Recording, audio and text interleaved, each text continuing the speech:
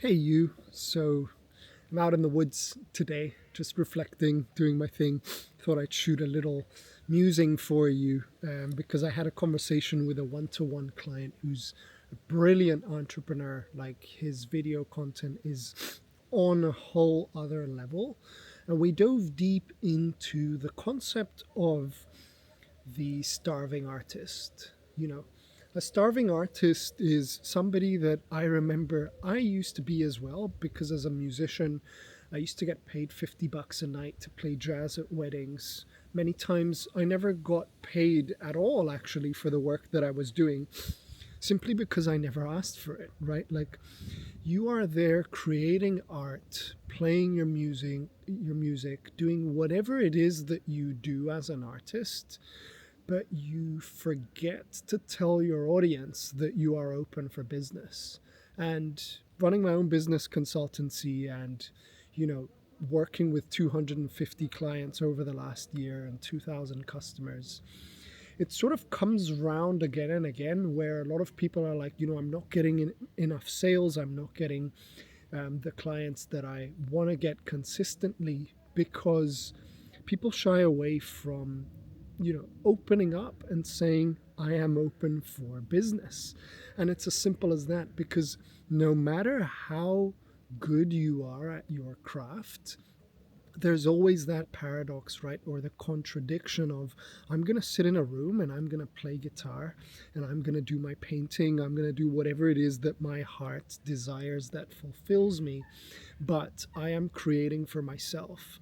And there's nothing wrong with creating for yourself. But if you're there to get sales when you're just there for the art, you need to double down on distribution, on marketing and sales, so that the person who is around you knows that you are open for business, right? So that's one of the fundamental things that we were talking about, because a lot of creators out there, especially on LinkedIn, where I built my audience to 45,000 people and primarily get people from there into my email list, everybody knows, because I make two offers every day. I make one offer from social media to get on my email list, and then the second offer I make is on my email list to buy something, so everybody knows we are open for business. Now, depending on where you are, a guy called Chris Do that we all know used to say, when you're getting started, give 90% and ask 10%, because there is no shame in asking. Otherwise, you can't earn a living, right? So, a lot of creators that focus on this broad content and going viral, like, I always praise them because they have a skill, and it takes a skill to be able to grow an audience. But if you're just giving value away and you're not actually asking for anything in return, then it's like basically boiling this pot, right? And then you never take the lid off, so it can't explode, like you can't get a sale. So it could mean that you give 90% and ask 10% until you get a little more comfortable with the sort of action there that you need to do to get there. So I want to rewind, actually, as I reflect, to think of myself while I was a guitarist. And I still love playing music, and I do often, but not as a business anymore, more as a hobby. But I used to sit in a room for 8 hours a day, like studying the greats, Jimi Hendrix, B.B. King, Wes Montgomery, whatever it was that I was studying. And I remember distinctly one afternoon I sat for a ridiculous amount of time, like I want to say 4 hours, bending one note, that B.B. King's Thrill Is Gone, if you know that song. If you don't, highly recommend it. He had this bend in Thrill Is Gone that I sat for hours trying to perfect the bend. But what happened was, I was perfecting it for myself and I was fulfilled. But it dawned on me because, out of all these people that were essentially knowing me for the musician I was, nobody cared about the bend essentially more than I did. But unless you have a crowd and you're taking home $100 a night, it doesn't matter how much you study the bend for yourself if you're not getting paid and you're going home as a starving artist. And that's where I had those little moments of truth that allowed me to dive deeper and question, what it is I'm doing. Like, I had to make a Facebook page at the time. I had to scroll through my contact list, look at my referrals, do whatever. Otherwise, I would be bending myself to sleep, essentially, right? So that's something to sort of consider today. Now, for me, there's a fine line between art and strategy. And there's also another sort of way of looking about it to show people that the shop is open. So firstly, I want to touch on the difference between art and strategy. Like, I always get fired up when I see all these business gurus and sales gurus that look like a Hormozy clone in a way. If you take away their profile picture, they are just bank statements on a screen, whether you've seen them on Instagram, on Twitter, on LinkedIn, on whatever.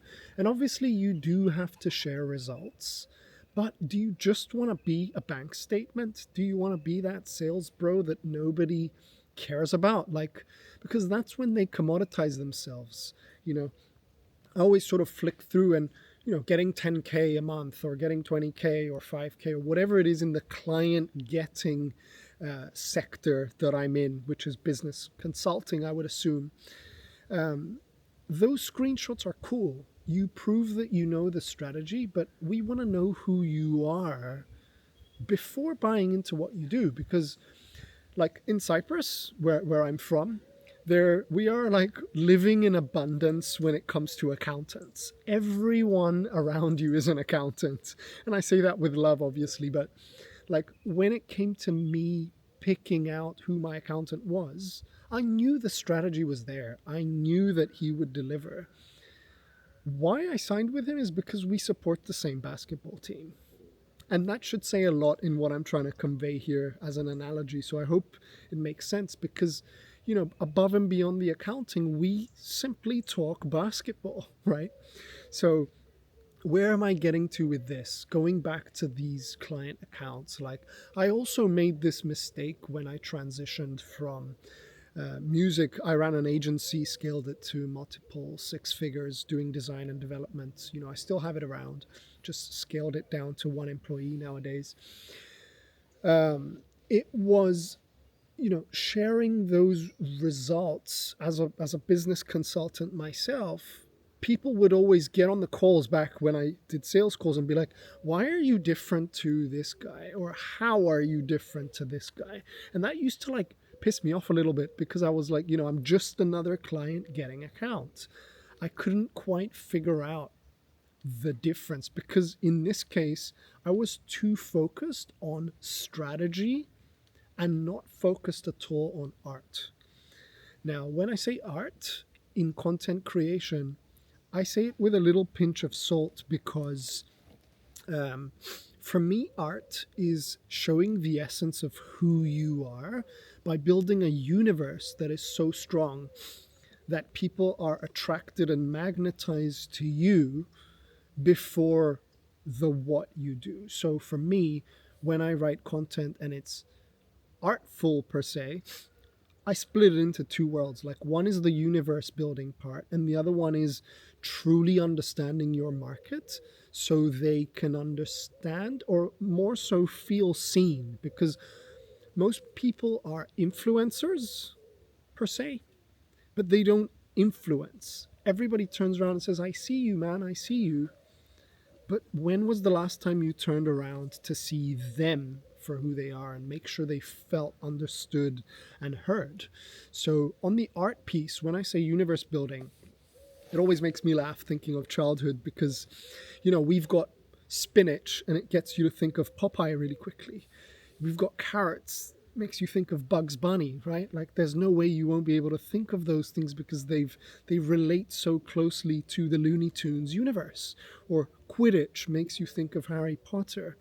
So with me, I used to have fun, and I still do on my LinkedIn, talking about watermelon all the time because simply that is the fruit that Cypriots here eat. The same way in Sri Lanka we have mangoes, or in Asia they eat rice, for example. Like in Cyprus we eat watermelon, and that's what it is culturally. And I relate or use that word, built a brand around it where, for me, printing magic watermelons is making more money online, right? And then once I doubled down on that, I showed my hate for Crocs. I just can't stand them. I love Birkenstocks. I love being in the wild like this, walking barefoot, whatever it is. So I have created polarity with my hate for Crocs and my love for watermelon. But above and beyond that, when it comes to universe building, I've created other things by naming my assets, my digital assets. Like instead of just being boxed in as a copywriter per se, I will call things like power writing instead of copywriting. And power writing is the act of writing to shift beliefs and making people feel heard, which I'll talk about in a second.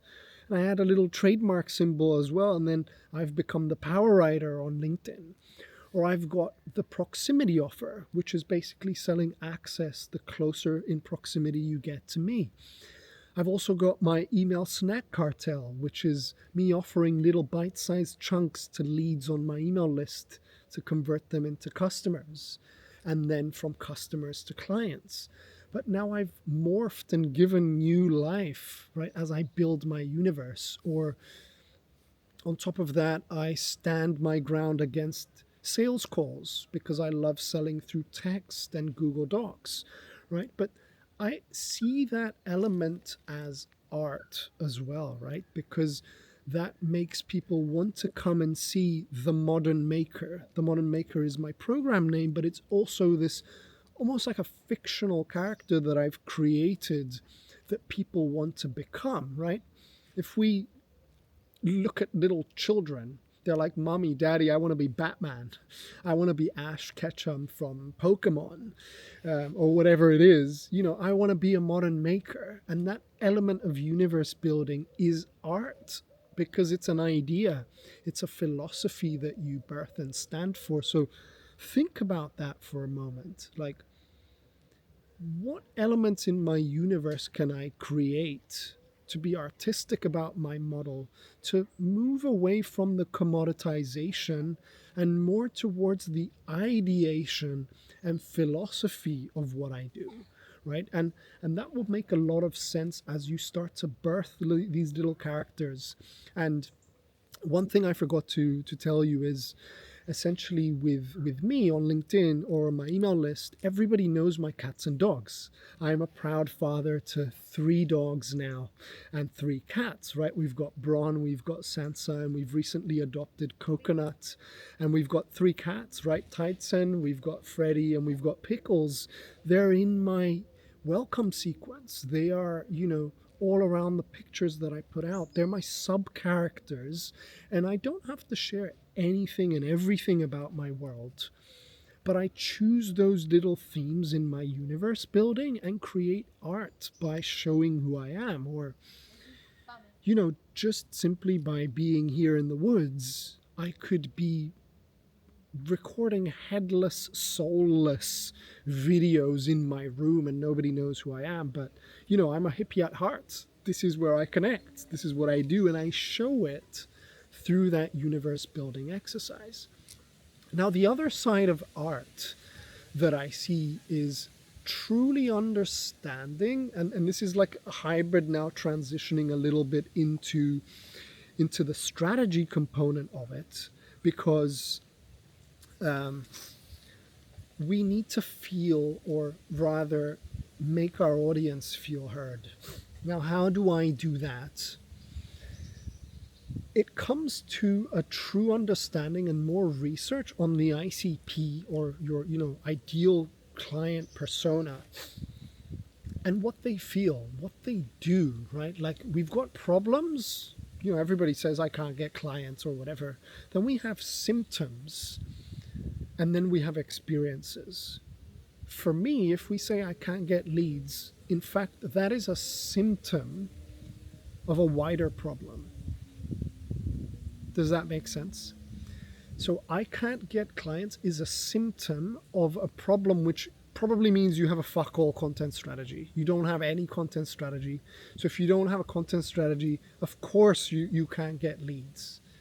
But then the experience of I can't get leads is painting a 5-second moment of exactly what that looks like. Like, for example, I'm sat on my desk.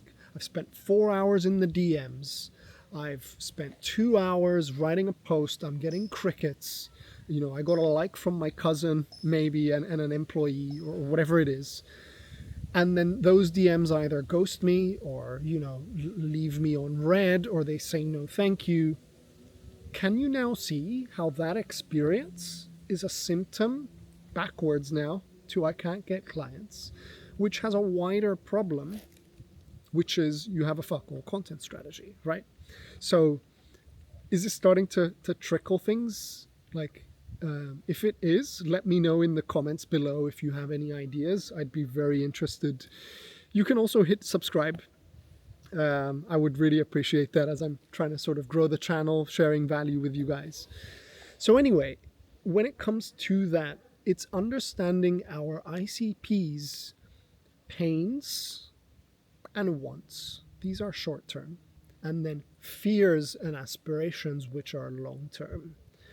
Now, when we look at that, pain and want is, I said short term. So in the client getting example, I can't get clients. That is also a pain. The want is, I want to sign a client, short term. Now, when we look at fear and aspiration, fear is like, if I can't get clients over the next 6 months, I might have to get a loan. I might have to borrow money. I might have to close my business. I might have to go back to my 9 to 5. So then that pain becomes a fear. And then the want, if I get a client and I continue getting clients, the aspiration is maybe I'm going to take a 2-week holiday. Maybe I'm going to buy a car. Maybe I'm going to buy a house or pay off my mortgage. Now, when it comes to this element now, we are actually identifying, hey, can you hear the duckies? The birdies? That's awesome. So when it comes to that, you're actually understanding at the core who your audience is. Now, when you make them feel heard and seen, it's us actually talking at a much deeper level at those pains and aspirations, right? And making them feel seen. I split this up into me, you, and them. So why do I say that? Because we are here to build relevance and resonance with our audience. So when I tell a story about me, I want to make my audience feel seen and heard.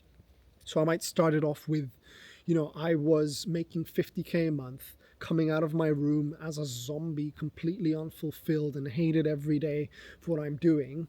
Somebody who's at 50K a month and hates the business that they've built will instantly see that as relevant, and they feel seen through me, right? When I talk to you, if I want to sort of apply this effect, I'm going to talk directly to you, my client, right? I'm going to think of that client who was completely burnt out and overwhelmed because he was taking 8 sales calls a day. Now, if you have been taking 8 sales calls a day, you feel seen as I'm talking to you. And then when I'm talking to them, that is almost like on a sociological level of talking to that crowd. Let's say, for example, the 9-to-5ers who want to quit their job. I might be like, start a side hustle because so-and-so, or you're stuck on the rat race train and it's already, eating you alive and whatever. Now they start to feel seen. So I hope that's, again, giving you some ideas on how to get into your audience's head. So that is sort of the hybrid transitioning between art and strategy here to show that we are open for business, right? So if I were you, I would list like 10 experiences, then box them up into 3 or 4 symptoms, and then those 3 or 4 symptoms might have one problem that you can relate to Now, the audience doesn't need to hear the problem in this case, like I can't get clients, but those experiences are what are going to make them feel seen and heard. So I've shed a lot of light here today to get you into that zone.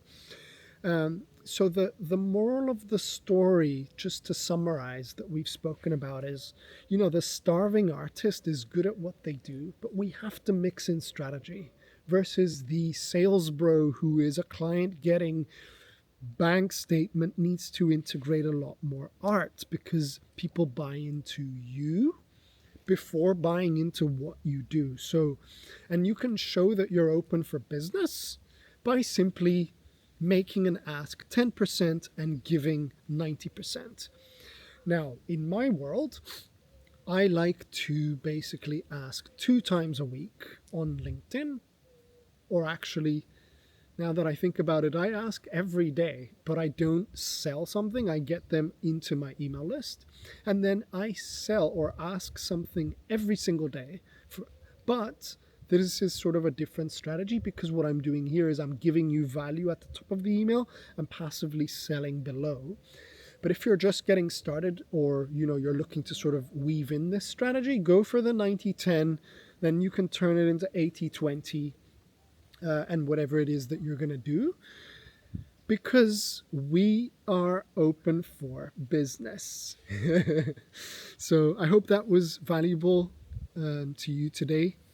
You can hit subscribe and check out some other videos I have on power writing, on monetization and all of that. And let me know what you think in the comments below. Power to you.